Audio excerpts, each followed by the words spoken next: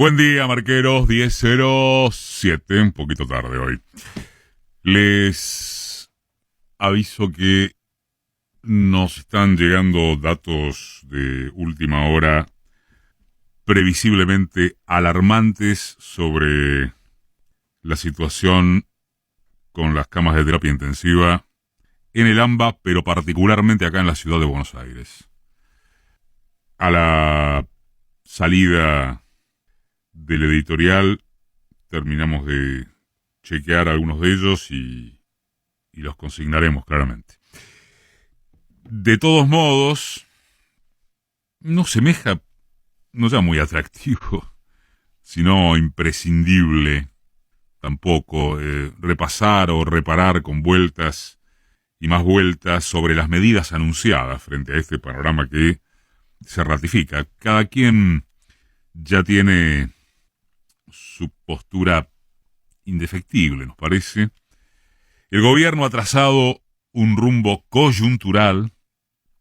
La aceptación o rechazo de ese camino influirá en la respuesta, que justamente estará en la eficacia sanitaria para contener al bicho, lo cual, insistamos, comprende a las actitudes personales y de grupo.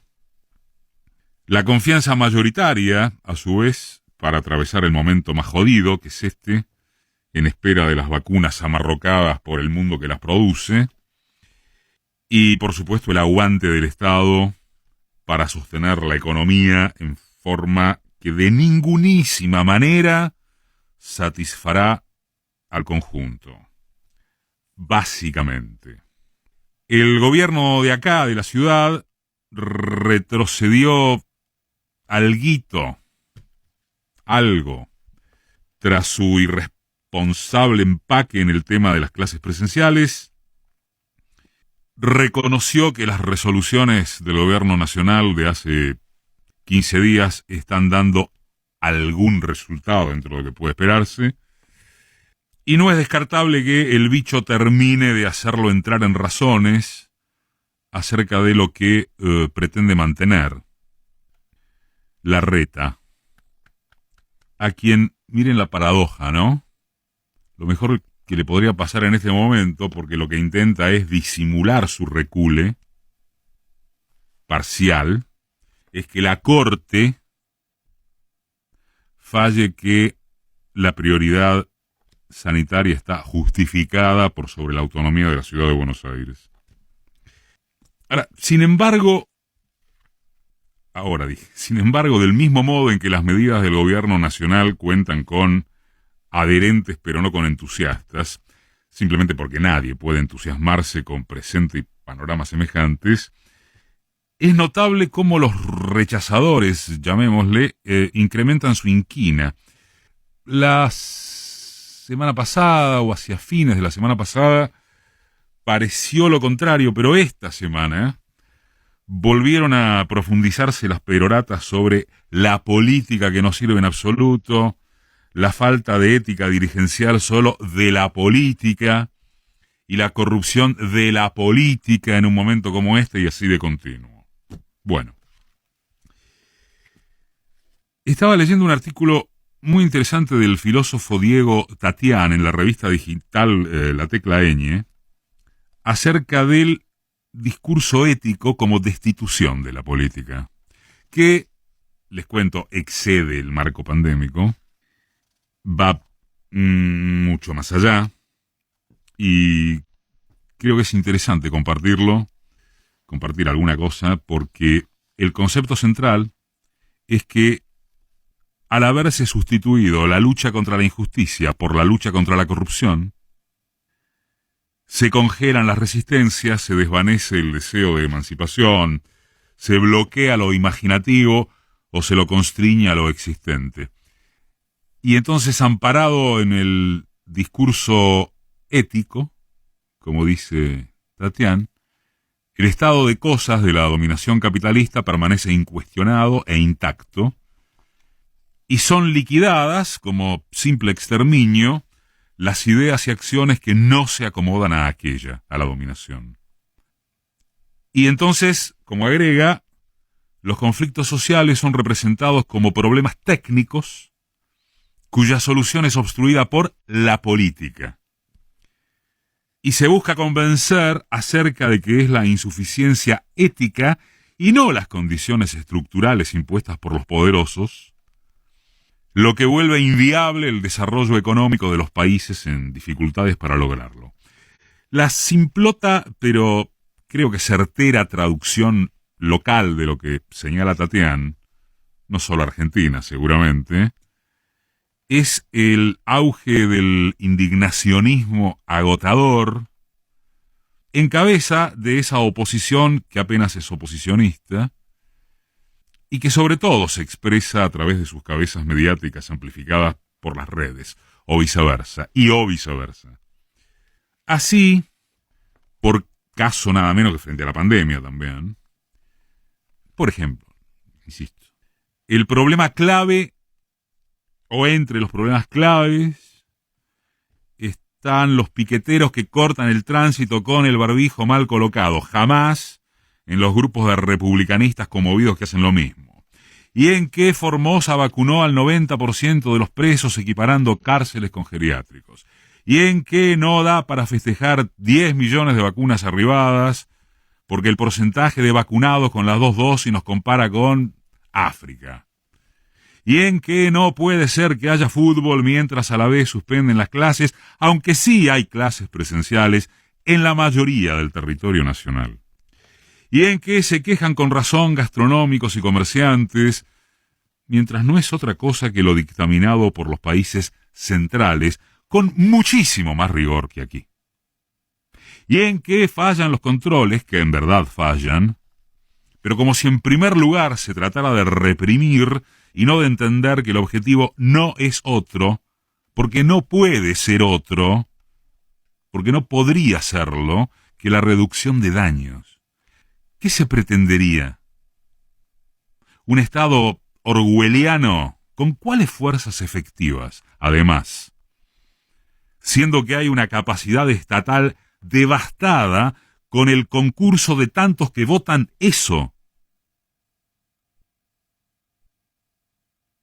Se vuelve entonces a aquello de lo que no se habla mientras se practica este facilismo de indignarse con lo que está más a mano, que siempre pasa mucho antes por el costo de la política, en reemplazo de formadores de precios, intereses monopólicos y oligopólicos, indefensión popular frente a ellos, antes por la corrupción de la política y nunca por los pillos y las mafias del gran empresariado. Nada de esto excusa las barbaridades de la dimensión del gasto estatal ineficiente en algunas o muchas áreas, incluyendo que pudiera o debiera revisarse cómo actúa el esquema de la representatividad democrática. Pero lo que seguro no debe ser es que se cargue en la dirigencia política todo el peso de lo que funciona mal y de lo que subleva al ánimo colectivo, en el país donde, sin ir más lejos, los factores de poder se escandalizaron por la ley que impone una mínima contribución de emergencia a un puñado de ricachones. Ahora hay otro escándalo que están armando por el proyecto de ganancias para las sociedades, que apenas involucra al 10% de las empresas. La política, claro que además de corregir sus pústulas corruptas, tendría que entrar en discusión acerca de otras varias cuestiones, es un decir, menos silvestres, como el hecho de que cierta inoperancia de las gestiones progres ante las dictaduras económicas abre paso a derechas que se extremo derechizan. Ocurre con los partidos sistémicos de esa franja y con outsiders antisistémicos, que son los reaccionarios más sistémicos de todos. Seguro que no será el quejismo frívolo lo que nos saque más tarde o más temprano de la tragedia que azota a la humanidad y en particular a países como el nuestro, con graves desequilibrios sociales. Será la política bien entendida y quienes estimen que es una frase hecha deberían detenerse un rato, apenas un rato, en cómo sucede ahora mismo que desde el último perejil hasta las cumbres más concentradas exigen la asistencia del Estado, claman por el Estado, pero eso no es política, ¿eh? Sobre lo primero las causas van de suyo, pero en torno de lo segundo la ironía es formidable. Las corporaciones industriales, las empresas del área energética, las de telecomunicaciones, los conglomerados de comercio mayorista y minorista, las cámaras de medicina privada, las del sector privado de la educación, todos claman por el Estado. Y está bien, está muy bien, en serio. El pequeño detalle, o uno de ellos, es que al Estado, en su sentido de devastación extrapandémico y en sus probabilidades de regular injusticia social, se lo fumó el gobierno de Macri. Sin perjuicio de los errores de las administraciones previas, naturalmente. Pero se lo fumó Macri. Pero eso no es la política. Hoy es el día del trabajador, que no del trabajo. Y capaz sirve caer en algunos lugares de los que parece haberse perdido de vista que más que comunes, son comunes a casi todos. Comunes a quienes sufren y comunes a quienes creen en las salvaciones individuales de los dramas masivos. Por las causas que fueren, digo para eludir momentáneamente discusiones bizantinas que conducen a la nada resolutiva, los trabajadores atraviesan una etapa esperpéntica. Pobreza en cerca de la mitad de los habitantes, pérdida del laburo, informalidad y, como si fuera poco, atención al escenario, comillas o no, post-pandémico. Al haberse reafirmado que la revolución tecnológica deja demasiada gente afuera del mundo que conocimos, del mundo de los trabajadores en su acepción de clase, no hablemos ya de la conciencia como tales. ¿Quién va a sacar a los trabajadores del riesgo tremebundo de esta crisis civilizatoria antes que hacerlos entrar en sus fantásticas ventajas? Que las tiene, claro. ¿Y cómo? ¿Quién los va a sacar? ¿El discurso de la antipolítica? ¿El creer que los principales intereses a afectar son la burocracia del Estado y la corrupción de baja estofa? Volviendo a asuntos muy delicados, pero en lo sonoro algo más aldeanos. El presidente dijo ayer que su único enemigo es el virus, que no tiene otros.